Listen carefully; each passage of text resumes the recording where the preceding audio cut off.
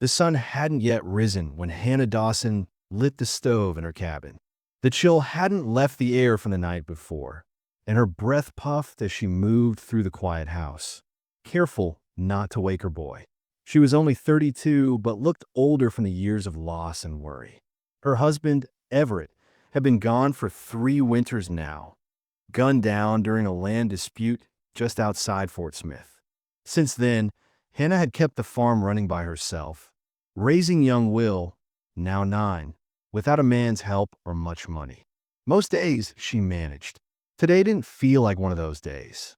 Outside, the wind dragged dry leaves across the porch. The barn roof was missing 2 boards, and the chickens had started roosting in the woodpile. Still, Hannah had her boy, and that was enough to keep going. Will came out rubbing his eyes, hair sticking up in all directions, and gave her that tired smile that reminded her so much of Everett Hurt. He was skinny and quiet for his age, more thoughtful than most boys. Hannah knew he understood more than he let on, especially when it came to how tight things were. They shared breakfast in silence, like always.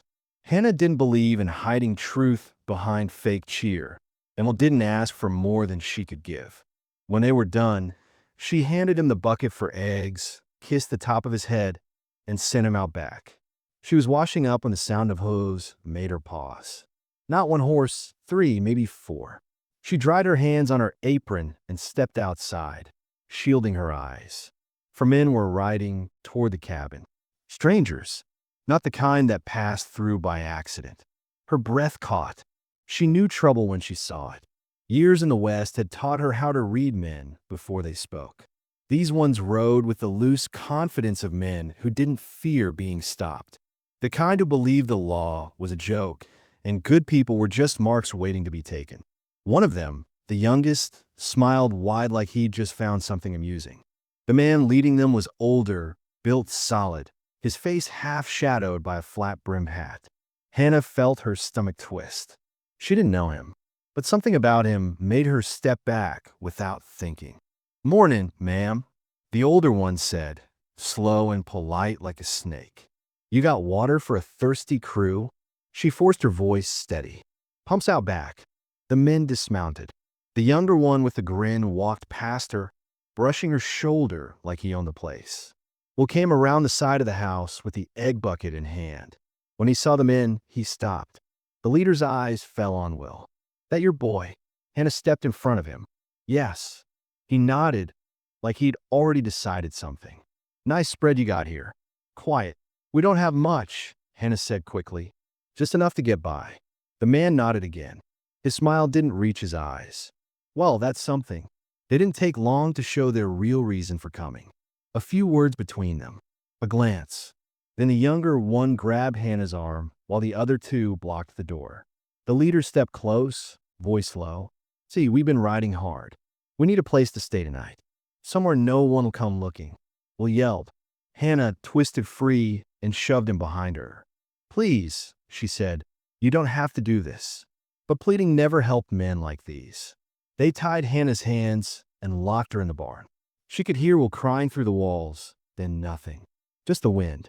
Hours passed. When the door creaked open again, the leader stepped in. His eyes didn't flicker. "It's done," he said. Boy put up a fight. Hannah couldn't speak. Her body went cold. She fell to her knees. He watched her. "Don't try anything when we're gone." "We'll know." By morning, they were gone. The cabin was ransacked. Her son, her sweet boy, was laid out in the dirt behind the house, shot once through the chest. No ceremony, no kindness. The sheriff rode out 2 days later, but he didn't do much. Just took down what she said and muttered something about how hard it was to track men once they left the county. Hannah didn't scream, didn't cry, not until they left and she was alone again. Days passed, then weeks. The grief settled like a weight she couldn't shake off. She buried Will herself beside Everett. The grave was shallow, the dirt dry and stubborn. She didn't mark it, didn't want anyone to see how quickly a life could disappear. But even in her sorrow, she remembered the faces. One of them, one of those men, she did know. Not from a meeting, not from any town. but from a newspaper years ago. A wanted poster in a marshal's office when she'd gone to file Everett's death. Back then, she hadn't thought twice about it. But now she saw it clear. The leader, the man with the flat-brimmed hat. His name was Eli Breed, and Hannah wasn't the only one who remembered him. Across the plains, a man rode with no name and no destination, only scars on his back and a past that wouldn't let go. He'd been gone a long time, hiding from the world, trying to forget what he used to be. But the past had a way of calling things home. And when he heard about what happened at the Dawson farm, something in him stirred. Because Eli Breed was no stranger. He'd left a trail behind him, a trail soaked in blood and betrayal. And a man riding through the plains had followed it once before, years back, when he was young and blind to the truth. Now, older and harder, he was riding again. Not for justice, not for redemption, for Hannah, and for Will. Before Hannah Dawson ever laid eyes on Eli Breed, before her son's blood darkened the earth behind their cabin, her world had already been shaped by men like him. Men who took what they wanted and left families broken in their wake.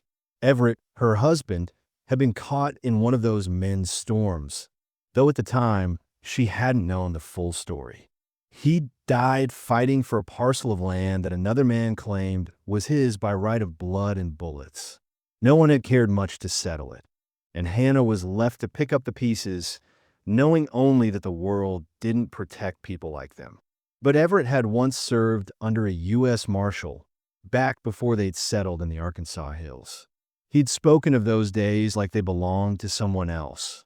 Days of hunting men across the plains, of gunfights that left friends cold in the dust. She never thought to ask more. It seemed like another life, one he'd tried to forget. After Everett's death, the only ones who checked in on her were the Temple brothers, Noah and Jesse. They lived a few miles east on the other side of the ridge. Kind boys, raised rough like most in those parts, but with good hearts. They weren't blood to Hannah, but they looked after her in quiet ways. Dropped off seeds in spring. Left smoked meat hanging from the fence line. Never asked for thanks. Jesse, the younger, had once brought Will a carved wooden horse. Said it used to be his when he was little. Will had kept it by his bedside until the day he died. When word of the killing spread, the Temples were the first to ride out. Hannah was still sitting on the porch, arms wrapped around herself, when they came up the path. Jesse dismounted first, eyes red. He didn't say anything, just knelt beside her and took her hand.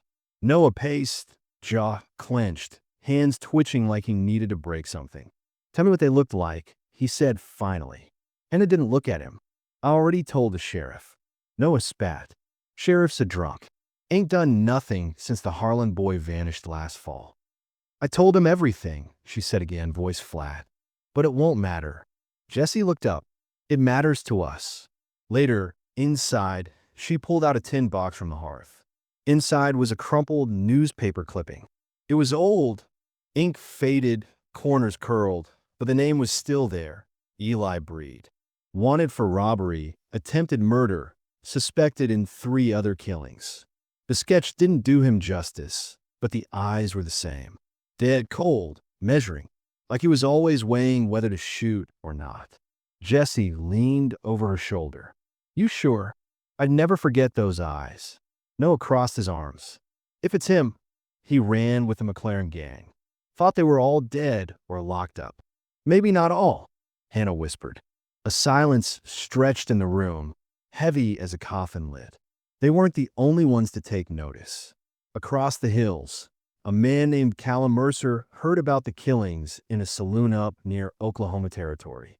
He hadn't been called by that name in years. Most folks just knew him as the preacher's ghost or that quiet man with the limp. He rode with a cane tied to his saddle and a rifle slung low, and people gave him space without needing reasons. But Callum had once been something else entirely. He and Eli had shared a past soaked in the same mud and gunpowder. Years ago, they fought together in Kansas during the border wars. Both had been fast with a pistol, fearless under fire. But somewhere along the line, Eli crossed a line Callum wouldn't follow. Callum had watched him kill a man in cold blood, not for need or even hate, but because the man had called him a liar. After that, Callum walked away from the gang, walked away from all of it. He went west, changed his name, and tried to find something clean. He married a woman with kind eyes and built a chapel with his own hands. But sickness took her in the second winter. The chapel fell to rot soon after. Still, he stayed quiet, stayed out of the bloodshed, until the name Breed surfaced again. The barkeep had whispered it like it was poison. That woman down by Logan Creek heard she buried her boy last week. Folks say the one who did it was Eli Breed himself. Callum hadn't touched a drink in years, but he reached for the bottle then. His hand shook. Breed wasn't just a ghost from his past. He was the rot that kept growing. And now, it had reached an innocent woman and her child. That tore something open in Callum, something he buried deep. By the end of the night, he was riding south with only his saddlebag and his rifle. Back near Hannah's homestead, tension hung in the air like storm clouds. The Temple stayed close, checking in daily. Hannah barely spoke. She moved like a ghost through the house, keeping her hands busy, cleaning things that didn't need cleaning, sewing patches on clothes that would never be worn again. Jesse sat on the steps one afternoon, whittling. "You don't have to be alone through this," he said. "I'm not alone," Hannah replied. "I just don't want to talk." He nodded. "I get that, but we ain't leaving, just so you know." That night, Hannah lit a lantern and opened Everett's old trunk. She hadn't touched it since he died. Inside were a few shirts, a knife, a folded U.S. Marshal badge, and a worn leather journal. She opened it slowly, running her fingers over the pages. Everett had kept notes on men he rode with. Names, faces, habits. She found the name again, Eli Breed. A short entry beside it. Dangerous. Quick to lie. Quick to kill. Don't trust. The next morning, she showed it to Jesse. Everett knew him, she said. He tried to warn someone back then. Jesse shook his head. So why didn't they listen? They never do, she said quietly. Elsewhere, the Breed gang was holed up in a canyon a day's ride west. From in now, the youngest, Amos, couldn't sit still. Kept twirling his pistol and laughing like he didn't care what was coming. Eli watched him with mild disgust. The kid was reckless. Thought killing made him invincible. "You're gonna get yourself killed flapping your mouth like that," Eli said. Amos grinned. "Ain't nobody coming for us, boss. That woman's broken. Her boy's gone. Who's left to care?" Eli didn't answer. But in the back of his mind, he felt it. That old itch, the feeling that something was about to crack wide open. He felt it before when the law was on his heels. Or when Callum Mercer used to get quiet before a storm. He hadn't seen Callum in years, but he knew the man. Knew how deep his silence ran. Knew he was the kind of man who didn't forgive. Eli leaned back against the rock wall and stared out over the ridge. "It's not her I'm worried about," he muttered. He didn't say it out loud, but he felt it like a shadow riding up behind them. Something or someone was coming. And this time it wasn't the law. Rain came to the hills that spring, soft and steady at first, then harder until the rivers swelled and the fields glistened with thick, brown mud. Hannah Dawson stood on her porch, watching it soak the dry earth, arms crossed tight against her chest. Her boy had always liked the rain, said it made the world feel cleaner. She wasn't sure she agreed. The water didn't seem to wash away anything she carried inside, but it dulled the silence. She hadn't spoken much in weeks, but the Temple brothers stayed close, riding over every other day with small offerings, sacks of meal, tallow candles, a jar of pickled beans. Jesse was always the one to sit with her, never pushing, just being near. She noticed the way he avoided the back of the cabin, where Will had been buried. Sometimes she did too. One morning, he brought over an oilskin-wrapped parcel and handed it to her wordlessly. Inside was a book, Will's book, the one he'd left at the Temple place during their last visit before the shooting. It was dog-eared and stained, but still intact. Hannah held it like it was a piece of him come home. "Thank you," she whispered, voice tight. Jesse gave a small nod. "He read it to me once. Said he wanted to be like the hero. Her throat tightened. He already was. Those small exchanges were all Hannah could handle, but they mattered.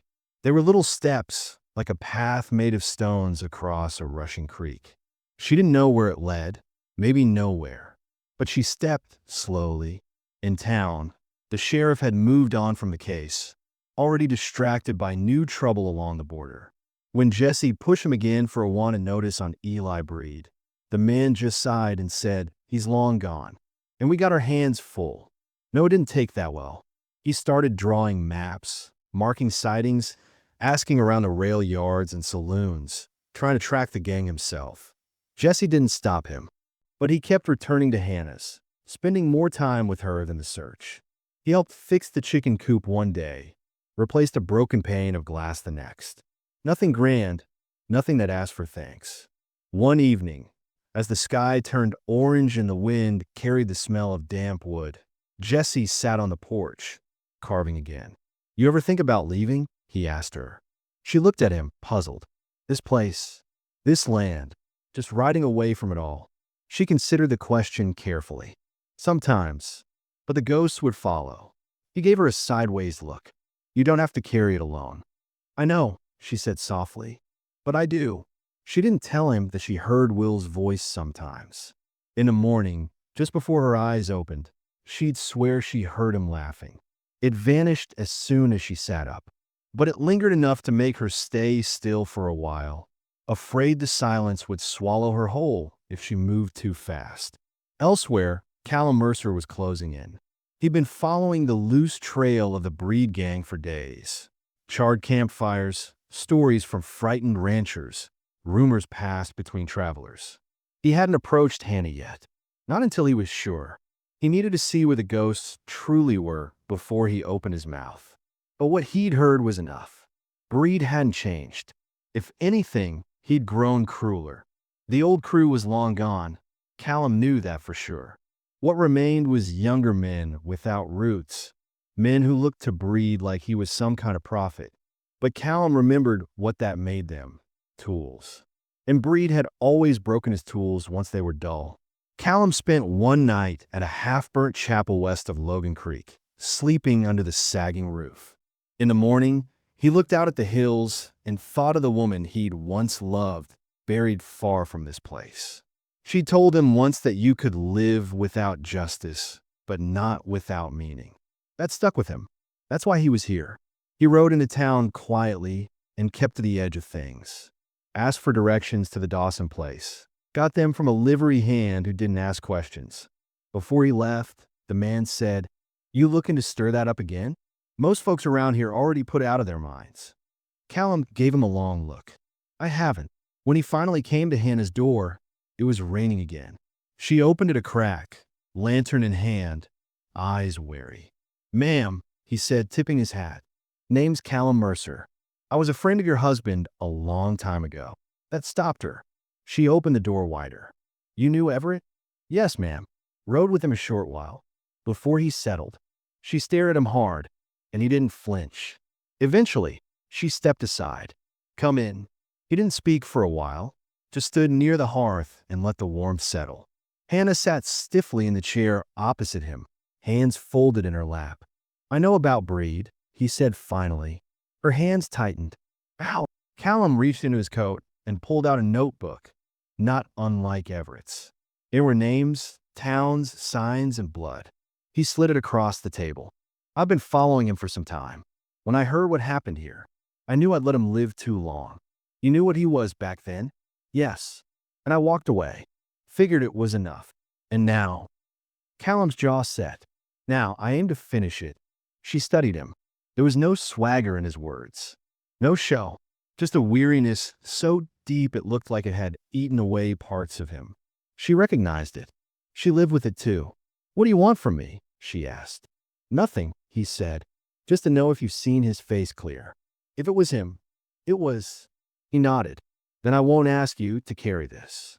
Hannah hesitated. "I don't need revenge. I need to stop. I need to know he won't hurt anyone else. That's all I need too." The next morning, Hannah found Jesse by the barn, hammer in hand. She told him about Callum. "He wants to go after Breed." Jesse turned slowly. You trust him? I don't know, but he doesn't seem the type to lie. Jesse frowned. And what about you? What do you want? She didn't answer right away.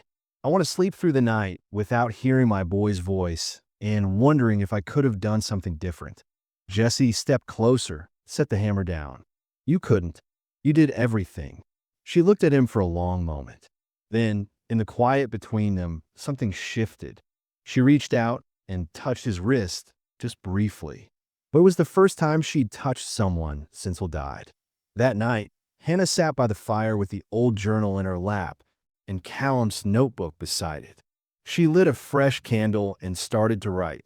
Details about the attack, Breed's words, what the others looked like, how they moved. Callum said every detail helped. And in some strange way, it helped her too. Putting it down made the weight of it shift. Not go away, but become something she could carry. Outside, the storm passed. The wind calmed. For the first time in a long while, the cabin didn't creak like it was coming apart. Breed, meanwhile, felt it. Not through signs or letters, but the way a hunted man feels when the woods go still. He sat with Amos and the others near a dying fire, chewing tough meat and staring at nothing. Something's coming, isn't it? Amos asked, sensing the tension. Breed said nothing. You think it's the law? No, Breed muttered. Worse. He stood up, brushed ash from his coat, and looked out into the dark hills. He's out there. Amos frowned. Who? Callum Mercer. The other two men looked at each other, uneasy. Breed smiled faintly. Don't worry. If he wants to find me, I'll save him the trouble. Back at the Dawson farm, Hannah sat with Jesse on the porch again. Callum was loading supplies, getting ready to ride at first light. She and Jesse didn't talk much, but there was something between them now. Not love. Not yet, but understanding. A tether between two people trying to climb out of the same pit. Before he turned in, Jesse said quietly, when this is over, if you ever want to start again, I'll be here. She didn't respond, but her eyes softened. It wasn't a promise, but it was something close. Inside, she folded the pages she'd written and placed them in Callum's notebook. She added one more line at the bottom. He took everything. I want him to feel what I felt. Just once. Then she closed the book and waited for morning. The following morning brought a pale, cloud-choked sky. Hannah stood at the window, arms wrapped around herself as she watched Callum ride off into the hills with Noah trailing behind.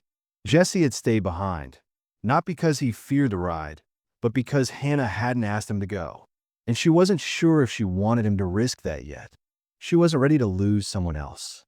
She'd thought letting Callum go after Breed would bring her peace, or at least direction. But as the dust kicked up behind their horses, Hannah felt only dread settling in her bones. All she could think of was what it would mean if Callum failed. What would mean if he didn't? That day, the wind blew hard across the land, howling through the trees like voices calling out from graves.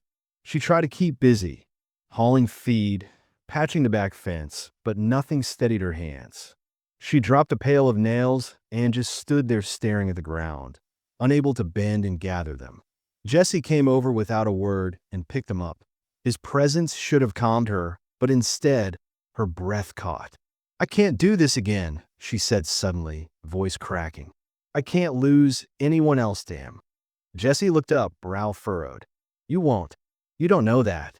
Her voice rose despite herself. You think because you're strong, because you're quiet, that you can hold everything steady.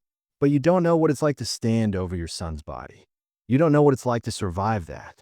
He didn't speak right away. Then he sat down in the dirt beside her, the nails clinking in the tin bucket between them. I don't know that, he said quietly, but I know what it's like to lose a brother in a war no one talks about. I know what it's like to bury him and wish it was me. That stopped her.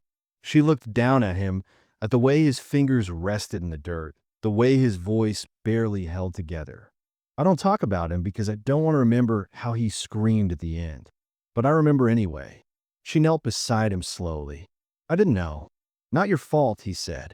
It's just, some ghosts don't leave easy. They sat like that for a while, side by side, the wind curling around them. There was something raw between them now, More than grief, more than survival. A mutual brokenness neither of them had words for. Meanwhile, deep in the hills, Callum and Noah followed the loose trail of horses through the camp. Callum's focus never wavered, but Noah was growing restless. You really think he's going to wait around for us to catch him? Noah asked, wiping sweat from his brow. Men like Breed don't stay put. Callum didn't look back. He'll wait. He wants this. Why? Callum nodded. Because I'm the last man left who knows what he used to be. Noah nodded, I understand. Callum nodded, eyes darkened. He used to be like a boy, trying to be important. Same as me. Same as Everett. But Breed's hate grew so big, it turned him hollow. Now he can't stop. Not until everything that ever was weak is gone. Noah nodded slowly. He didn't like the way Callum looked back, like he was talking about more than just Breed. They camped that night near a dry creek. Callum barely looked at. Instead, he sat down by the fire with Hannah's notebook in hand, reading her his words again and by again. The pain in them wasn't just about Breed's. It was about the silence that followed him.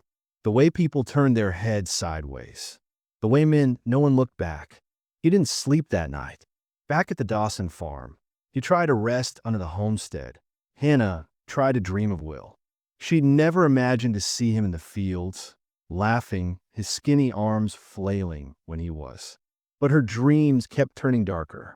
In one, he stood alone in the field, arms stretched, whispering, but no sound came. She walked to him toward her, her steps slower, sinking deeper in the mud. When she stood, woke up, her hands shook clenched. The next night, she looked down at the old picture from the wall frames. She didn't know why it had just seemed too heavy to see them smiling anymore. Jesse looked at her sitting on the floor, tears in dusty frames. You okay? He asked. Yes, she said, tears in her eyes, and laughed softly. I don't know. I'm just tired of holding it all. You don't have to. I know, she said. But if I let go, I'll fall apart. He sat beside her and looked up at a photo. Everett holding Will up on his shoulders. You know, Mama used to say grief's like a river. You could dam it up, but someday it'll break free. Best to let it flow slowly, a little at a time. What if it never stops? She asked.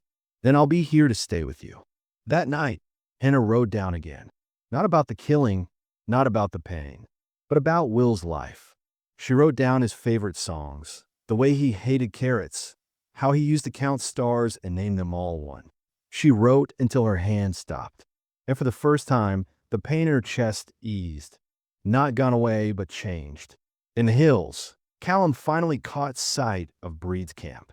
He sent Noah to circle behind, warning him not to engage. But as Callum approached, something felt wrong. Too quiet, too still. He crept closer and saw it. The camp was abandoned. Ashes still warm, food half-eaten, but the men were gone. Damn it, he muttered. He knew.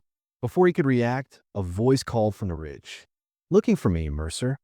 Breed stood there, arms wide, grin sharp as a blade. Behind him, 3 men flanked the rocks, rifles ready. Callum stepped forward slow. Let's end this. Breed's smile faltered. Oh, I plan to. But not today. Then, as quickly as he came, Breed disappeared into the trees. Shots rang out. Not at Callum, but high in the air, scattering confusion. By the time Callum reached the ridge, they were gone. Noah emerged moments later, panting. They ran south. Callum cursed under his breath. He's drawing us out. So what now? Callum looked out over the wide land. Now he stopped playing. Back in town, a rider arrived at Hannah's door, a rancher from east of the ridge. He'd found a wounded man on his land. Said he didn't talk much, but he was asking for Hannah by name.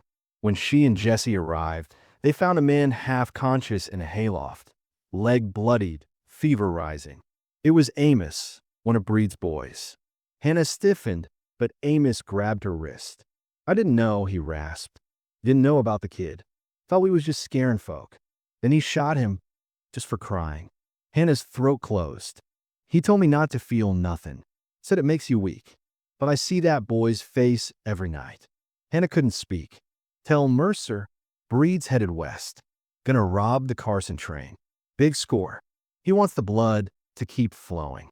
That's how he stays strong. Jesse stepped forward, eyes hard. Why tell us? Amos coughed hard, a trickle of blood on his lip. Because I'm tired of this. He didn't make it through the night. By dawn, the wind had changed. It no longer screamed across the hills. It whispered softly, but Hannah heard it clear. Something was coming, and this time, it wasn't running away. She tightened her saddle on her horse, hand steady now. Not because the fear was gone, but because it no longer ruled her. She still carried the grief. She always would, but alongside it now was something else. Resolve. The road west cut through a thinning forest, the trees growing sparser as Hannah and Jesse rode hard through the dark cold. Their breath rose like smoke, and the hooves under them pounded out a rhythm Hannah felt in her ribs. Her fingers were frozen around the reins, but she didn't care. Every mile brought her closer to Callum, and to the truth that had been buried too long. They reached the foothills by noon and found Callum and Noah resting their horses by a dry stream bed. Hannah didn't stop for words. She just dismounted and walked straight up to Callum, holding up a crumpled note she'd written the night before. He looked at it without speaking, then nodded up, jaw clenched. Carson trains 3 days west. Breed's going for a big one, Jesse said. He wants blood on top of gold. Callum nodded, his weariness in his face cut by something sharper now. Purpose. Then he rides now. If he reaches Carson Pass before him, maybe we can stop him. They all knew the odds were low, but Hannah didn't think about odds. She was thinking about Will, about Everett, about the quiet horror of being alone with only silence and dust. She'd not let him rewrite their stories with another name in the ground. The ride west felt like pushing against time itself. Long hours, little sleep. Their horses started to tire. Noah almost fell asleep in the saddle. But they pressed on because the past wasn't something that stayed buried forever. It always clawed its way. By the second night, the group made camp in a shadow of a low ridge that overlooked the valley. The wind was colder now, sweeping over the barren landscape like a dark night. Hannah lay awake, staring at the sky. Stars blinked above, sharp and cold. Callum sat by the fire, sharpening his knife, his face set in quiet pain. "You think this ends with you dying?" she asked.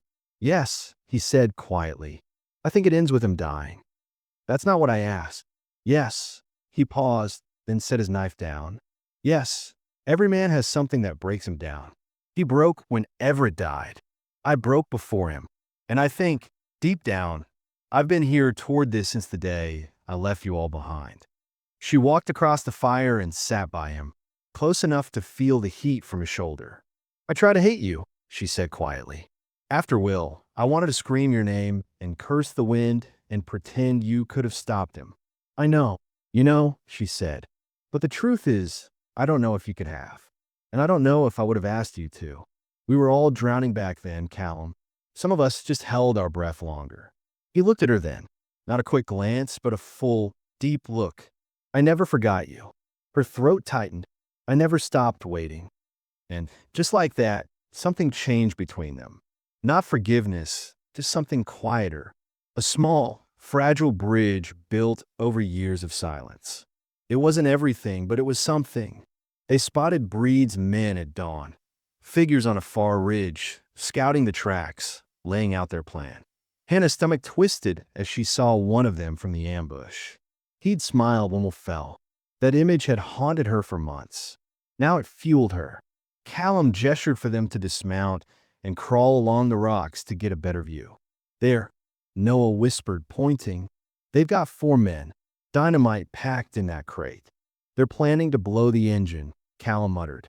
"Derail it, then kill anyone left standing." Jesse studied the ground below. "We can head them off. Take the high ground. Flank them from the north." "No," Hannah said suddenly. "We need to do more than just stop them. We need to face him. Make him see what he's done." Callum's eyes narrowed. "You want to draw him out? He hides behind chaos. We bring the truth to his feet. He won't be able to look away. No one argued. They knew what she meant. This wasn't just about stopping a robbery.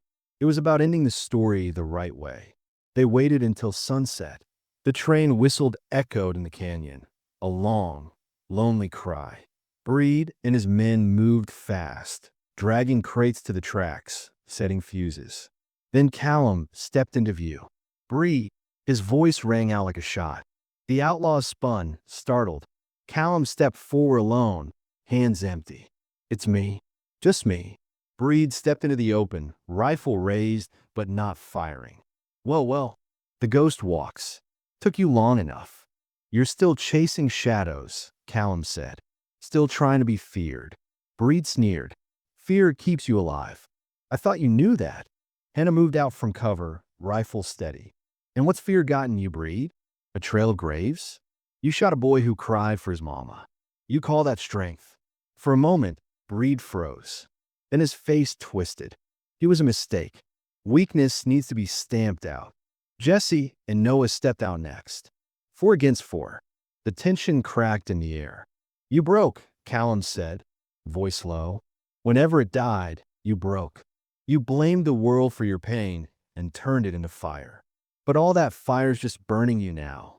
Breed's hand twitched toward his gun. He was all I had. Callum's voice shook. So was Will. That stopped everything. Breed blinked. Will. Hannah's voice was iron. He was my son. Breed looked from her to Callum. Something changed in his face. A flicker of something too human for the monster he'd become.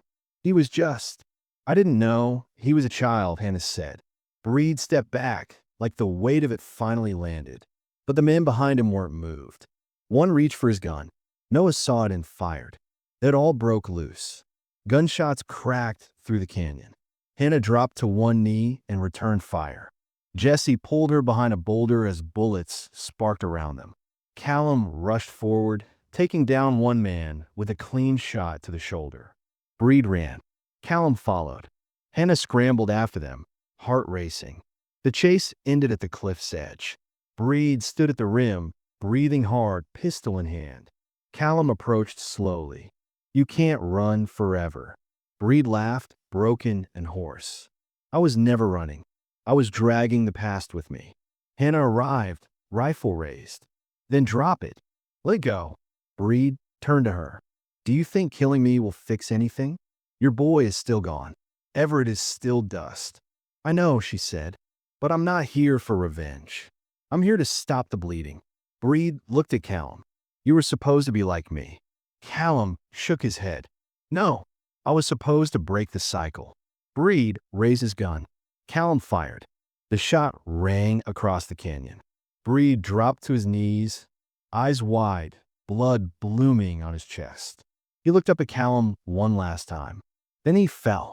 It was over. The train made it through untouched. The dynamite was found and disarmed. The bodies were buried. The names were recorded. But for Hannah, it wasn't over until she stood at Will's grave again. She knelt in the dirt, one hand on the wooden marker. I stopped him, baby, she whispered. He won't hurt anyone else. She felt Jesse's hand on her shoulder, steady and warm. Callum stood nearby, watching the wind blow through the grass. I want to rebuild the ranch, Hannah said quietly. Make it right again. For Will. You won't be alone, Jesse said. Callum stepped forward. If there's a place for me, I like to stay. Help rebuild what we lost. Hannah nodded. Then let's begin again. The sky above was calm, soft with evening light. There would always be scars here, but scars meant healing had started. The land had calmed itself. The thunder of hooves, the crack of gunfire, the heavy voices of grief and the heavy rage, all had faded into stillness. Spring crept into the ground, softening the cold-bitten earth. At the ranch, new fences stood where the old ones had rotted, and sunlight passed gently through the broken barn slats where work was beginning. Hannah stood at the threshold of the barn, hands dusted with dirt and straw. The smell of cedar from fresh-cut boards mingled with that smell of wild grass just starting to bloom along the fence line. She wiped her brow and looked out across the pasture, where Jesse and Noah were restringing wire along the southern edge. They were talking quietly, sometimes laughing, and it struck her how much sound could change when pain loosened its grip. Even grief, loud as it was, softened with time. Behind her, footsteps crunched softly. She turned and saw Callum. His shirt was stained at the collar with sweat and dust. His face leaner, older, but his eyes were clearer than they had been in years. There was no shadow in them now, only something gentle, something rooted. "Fence is holding up better than I thought," he said. "That's because I tightened it after Jesse nearly let it sag 2 whole posts," Hannah replied, smiling. He chuckled, the sound low and rare. Then silence, a soft one without pressure. "I've been thinking," Callum said, walking a little closer. "After the barn's done, maybe I build something else." She raised a brow. "A house. Small one, just beyond that ridge. I figure I'd rather sleep under my own roof than take over yours forever." She studied him. "And how far would that roof be from mine?" "Close enough," he said, "in case you ever needed someone to check the fence post again." Hannah looked away, not because she was unsure, but because her heart was too full to meet his eyes. "I don't need fixing," she said quietly. "Not anymore." He stepped closer, slow but sure. "I know, and I'm not the same woman I was when you left. I wouldn't want you to be," he whispered. She finally turned to him. For the first time in years, she let the weight in her chest fall, let scatter like dust across the barn floor. She reached for his hand, rough and calloused, but warm, and held it between hers. "I want something real," she said. "Not just for memory, not just because we both survived." He nodded. "Me too." The kiss was quiet. There was no rush, no firestorm, just warmth. Like coming in from a long, hard storm and finding the hearth still lit. Later, they sat beneath the cottonwood tree behind the barn where we used to play. The tree had grown taller, fuller. Its leaves trembled with the late spring breeze. "You ever think about having more?" Callum asked. She looked at him sideways. "More what?" "Family." She drew in a slow breath. "I do, but I don't know if it'll happen. I think I'm just now learning how to live again." "That's enough," he said, resting his hand over hers. "That's more than enough." They watched the sun dip low behind the hills. A lone hawk circled above, drifting on a wind they couldn't hear. Jesse's laughter echoed faintly in the distance. Somewhere near the porch, Noah was tuning the old guitar he'd found in the attic. The ranch breathed again, and so did they. Hannah leaned her head on Callum's shoulder. There were things they'd never be able to explain. Why Breed turned to darkness, why what was taken, why Everett couldn't stay. But in that moment, they didn't need explanations. Just the sound of leaves, the weight of a warm hand, and the quiet knowing that not all stories ended in sorrow. Some stories bent, some broke, but a few, just a few, found a way to begin again.